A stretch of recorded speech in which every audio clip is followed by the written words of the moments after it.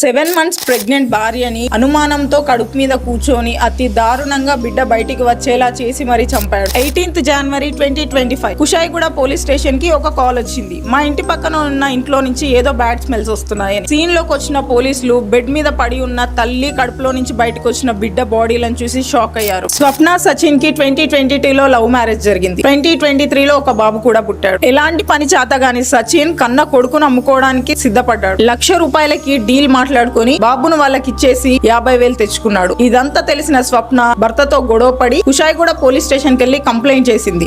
పోలీసులు బాబును తిరిగి తీసుకొచ్చి స్వప్నకి ఇచ్చాడు. కానీ ఆ బాబుకి కూడా ఫుడ్ సరిగ్గా పెట్టకపోవడంతో హెల్త్ ఇష్యూస్ తో చనిపోయాడని చెప్తున్నారు. కానీ అది కూడా ఒక మిస్టరీయే. కొడుకు చచ్చిపోయాక స్వప్న సచిన్ తో గొడవ పడి పుట్టింటికి వెళ్ళిపోయి కొన్ని రోజులు అక్కడే ఉంది. పెద్దవాళ్ళు నచ్చ చెప్పి స్వప్నాని సచిన్ ని కాప్రాలో ఒక రూమ్ తీసుకొని అక్కడ ఉంచారు. 7 months ప్రెగ్నెంట్ గా ఉన్న స్వప్నని అనుమానంతో అతి దారుణంగా టార్చర్ చేస్తూ ఏకంగా ఒకరోజు చంపడానికే ప్లాన్ వేసి 2025 January 15th రోజు నైట్ ఆల్కహాల్ తాగిపించాడు. January 16th రోజు ఎర్లీ మార్నింగ్ 4 o'clock కి తనని చంపడానికి కడుపు మీద కూర్చొని ముఖం మీద దిండు పెట్టి కడుపులో బిడ్డ బయటికి వచ్చేలా చేసి అతి దారుణంగా చంపేశాడు. సచిన్ మీద అనుమానం రాకుండా ఇంట్లో ఉన్న గ్యాస్ సిలిండర్ ని లీక్ చేసి అక్కడి నుంచి పారిపోయాడు. కానీ సచిన్ ప్లాన్ ఫెయిల్ అయింది. సిలిండర్ లో గ్యాస్ కొంచెమే ఉండడం వల్ల పేలలేదు. January 18th రోజు చుట్టుపక్కల వాళ్ళు ఏదో స్మెల్స్ వస్తున్నాయని కంప్లైంట్ చేశారు. సచిన్ ని పట్టుకొని ఎంక్వైరీ చేయగా ఇదంతా తనే చేశానని ఒప్పుకున్నాడు. ఇలాంటి రియల్ క్రైమ్ న్యూస్ నిజాయితీగా మీ కళ్ళ ముందుకు తీసుకొస్తాను. Signing off Monika.